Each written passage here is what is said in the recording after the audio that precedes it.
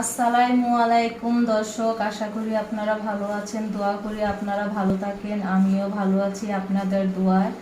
আজকে আমি আপনাদের জন্য রেসিপি নিয়ে আসছি লোট্টা মাছের শুটকির ভুনা। এটা কিভাবে তৈরি করতে হয় আজকে আপনাদেরকে আমি দেখাবো। এই হলো আমার লোট্টা মাছের শুটকি। টমেটো, পেঁয়াজ, শুকনা মরিচ, রসুন বাটা, আদা বাটা, জিরা বাটা। এখন আমি কিভাবে করব আপনাদেরকে দেখাচ্ছি। প্রথমে আপনাদেরকে দেখাচ্ছি আমি মরিচ বেটে নেব, পেঁয়াজ বেটে নেব। চলুন তাহলে আমি দেখাচ্ছি।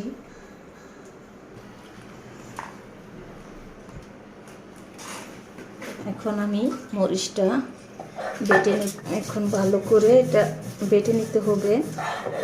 আমার ব্লেন্ডার মেশিন আছে, তবুও আমি শিলপাটা এটা বেটে নিলাম, কারণ শিলপাটা বেটে নিলে একটু স্বাদটা ভালো হয়। তার জন্য আমি শিলপাটায় বেটে নিলাম, কারণ ব্লেন্ডারে যদি আমি পেঁয়াজটা ব্লেন্ডার করতে যাই তাহলে অনেক হয়ে যাবে। আমি এতটা মিশ করব না, আদা বাটা পেঁয়াজটা আমি করব। তার জন্য আমি শিলপাটা আদা বাটা করে নিয়ে নিলাম। এই যে দেখুন আপনারা আমার পেঁয়াজ বাটাটা কেমন হয়েছে। এরকম আপনারাও করে নেবেন, ভুনাটা অনেক ভালো হবে। এখন আমি শুটকিটা গরম পানি দিয়ে একটু ধুয়ে নেব। আমি শুটকিটা গরম পানিতে দিয়ে দিলাম, একটু ভালো করে পরিষ্কার করে নিতে হবে গরম পানি দিয়ে। এখন আমি শুটকিটা একটু ভেজে নেব।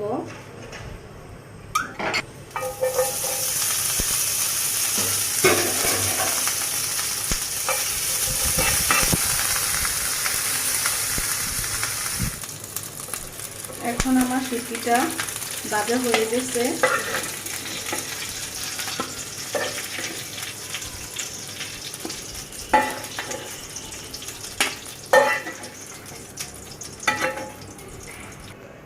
এখন আমি শুটকিটা ভুনা করার জন্য আপনাদেরকে দেখাচ্ছি কিভাবে করতে হয় সেটা। আমি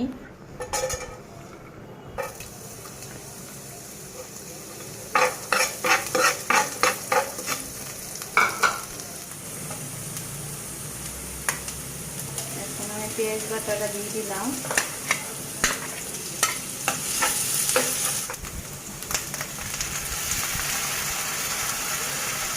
এক মগ পানি দিয়ে দিলাম।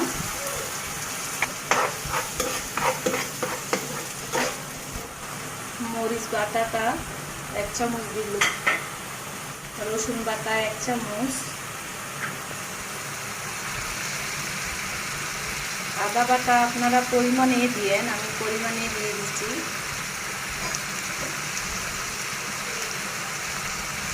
জিরা বাটা 1 চামচ দিয়ে ভালো করে নেড়ে দিতে হবে। স্বাদ মতন লবণ দিয়ে দিলাম। ধনিয়ার গুঁড়া 1/2 চামচ, হলুদের গুঁড়া 1/2 চামচ, মরিচের গুঁড়া 1/2 চামচ।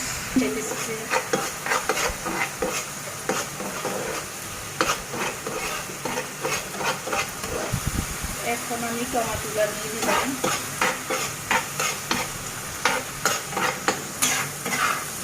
মশলাটা ভালো করে কষিয়ে নিলে ভুনাটা অনেক ভালো হবে, অনেক সুস্বাদু হবে। তার জন্য আমি ভালো করে কষিয়ে নিচ্ছি।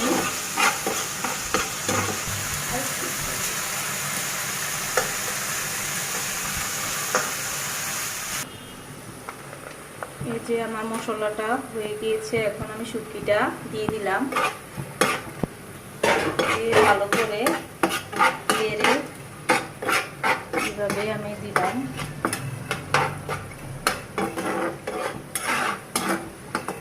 এটা খেতে অনেক সুস্বাদু। আমার এই শুটকিটা এখন আমি 3 মিনিটের মতো রাখবো চুলায়।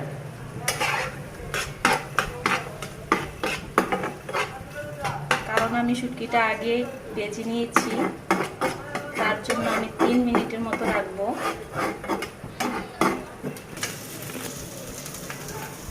এখন আমার দেখেন শুটকিটা হয়ে গেছে ভুনা, লোটটা শুটকির ভুনা।